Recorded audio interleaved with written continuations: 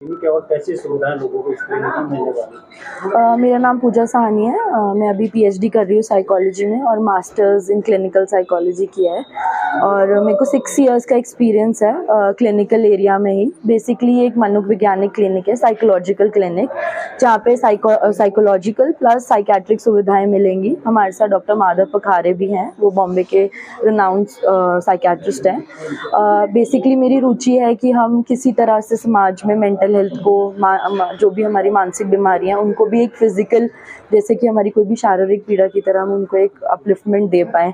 क्योंकि लोग सोसाइटी में बेसिकली घबराते हैं कि जैसे नॉर्मल किसी को हाथ में दर्द है या पैर में दर्द है तो डॉक्टर के पास जाने के लिए उनके लिए आसान हो जाता है, लेकिन जब हम मेंटल हेल्थ की बात करें कि मुझे घबराहट हो रही है, नींद नहीं आ रही है, तो लोग इस चीज़ को लेके बड़ा डर जाते हैं कि समाज क्या सोचेगा कि मैं एक साइकेट्रिस्ट के पास जा रहा हूँ, मैं काउंसलिंग ले रहा हूँ। और जो कि आजकल सबसे बड़ा प्रॉब्लम है, नशा, उसके लिए भी लोग ट्रीटमेंट के लिए घबराते हैं। लोगों को ये समझ नहीं आता कि वो ब्रेन और केमिकल की वजह से एडिक्शन क्रिएट होता है, तो उसकी वजह से भी सोसाइटी पीछे रहती है कि अपना ट्रीटमेंट नहीं करा पाती है। तो मेरे सुकून के ज़रिए से मैं लोगों की मदद करना चाहती हूँ, स्पेशली हमारे सोलन और सिरमौर डिस्ट्रिक्ट एरिया की, हिमाचल की, कि हम किसी तरह से उन जो भी बच्चे हैं, बड़े हैं, उन सबकी मदद कर सकें मानसिक बीमारियों को लेकर।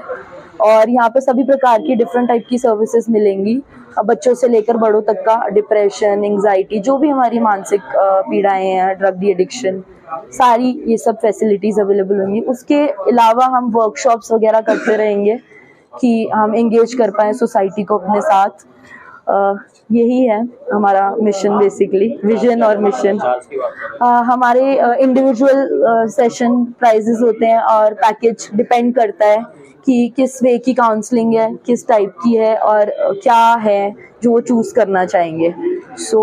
हमने नॉर्मल मिनिमल प्राइस ही रखा हुआ है, तो बस हम किसी से। का कारण क्या मानते हैं आज की डेट में? देखा जाए, जैसे आपने बात की स्ट्रेस की, किस तरह से अपने जाना पड़ता है कि कई बार देखा जाता है कि नशे के साथ साथ विटामिन डी, कई विटामिन की कमी भी आती है, ठीक है? आपकी बातों को सर्टिफिकेट जाते हैं, थोड़ा कंफ्यूज हो जाते हैं। हाँ जी। तो स्ट्रेस का कारण आप क्या मानते हैं? मेरे हिसाब से सबसे पहला तो जो हमारा सेडेंटरी लाइफस्टाइल हो गया है, stress, phone, social media, then society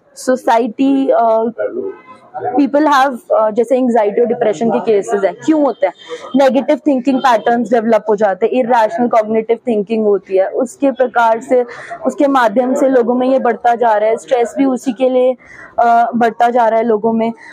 basically आजकल लोग घबराते हैं लेकिन कंसल्ट नहीं कर पाते। कोई ना कोई हर फैमिली में स्ट्रेस डेवलप कर रहा है, लेकिन वो सामने आने के लिए फेस नहीं कर पाते हैं कि हम जाएंगे तो क्या होगा, कैसे सोसाइटी हमें देखेगी।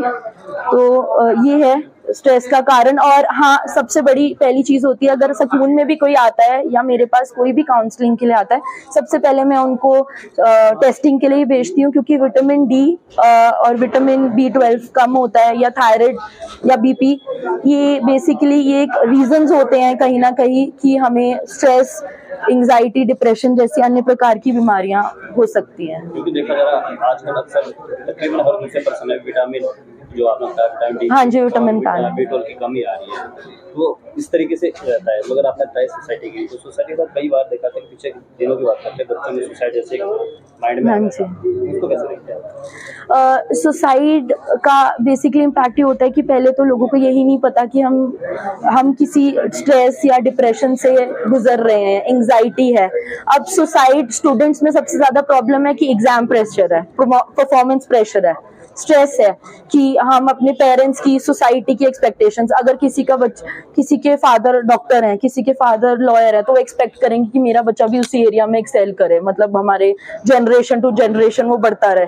लेकिन एट द एंड वो ये नहीं समझते कि हर बच्चे का अपना ओन यूनिक पर्सनैलिटी है, कैलिबर है।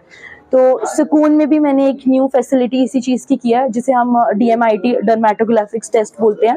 बेसिकली फिंगरप्रिंट एनालिसिस होता है, जो हमारी ब्रेन वेव्स के साथ कनेक्टेड होता है। उसमें हम बता सकते हैं कि कौन सा बच्चा या कौन किस एरिया में रुचि रखता है। उसमें डिफरेंट टाइप्स की हम इंटेलिजेंस को जांच करते हैं, और करियर गाइडेंस टेस्ट के लिए वो बहुत माना जाता है हेल्प करने के लिए। अनहाइजीनिक जो खाना था वो भी इसमें रहता है?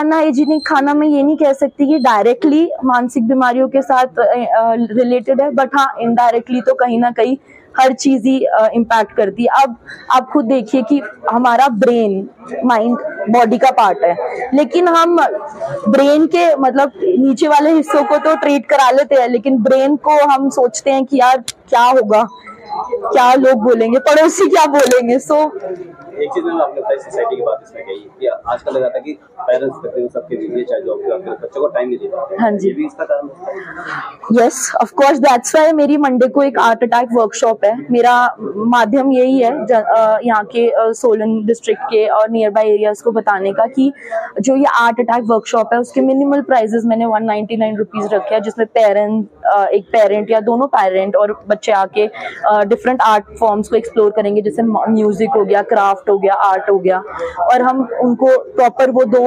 घंटे का सेशन देंगे जिससे वो साथ में बैठ के एक पार्टनर की तरह बॉन्डिंग अपनी बिल्ड कर सकते हैं। और जैसे कि आजकल के टाइम में पेरेंट्स के पास भी टाइम नहीं होता और बच्चों के पास भी अपनी पढ़ाई की वजह से और सोशल मीडिया की वजह से टाइम नहीं होता।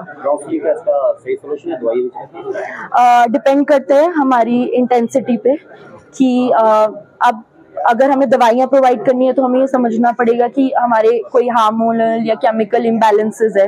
तो यस, ये भी एक मिथ है कि हमारे को ये मेडिसिन जो साइकेट्रिक मेडिसिन होती हैं ये भी एडिक्टिव होती हैं, लेकिन अगर जब हम बीपी या थायराइड को बैलेंस करने के लिए मेडिसिन लेते हैं तो हम साइकेट्रिक मेडिसिन भी जरूर लेना चाहेंगे कि ताकि हमारा जो स्ट्रेस और ये जो हार्मोनल इम्बैलेंस हो रहा है या जो केमिकल इम्बैलेंस हो रहा है, जो हमारे सेरोटोनिन डोपामिन लेवल्स है, अगर वो कम या ज्यादा बढ़ रहे हैं, तो बेसिकली मेडिसिन हम इसी को हेल्प करते हैं। तो वो डिपेंड ऑफ लेवल पे करता है कि हमें मेडिसिन की जरूरत है या नहीं, बट फर्स्ट लाइन ट्रीटमेंट तो हमारा काउंसलिंग है। उसके बाद अगर हमें लगता है या मुझे लगता है या मेरी टीम को लगता है कि हमें साइकेट्रिक ट्रीटमेंट की जरूरत है तो हम फिर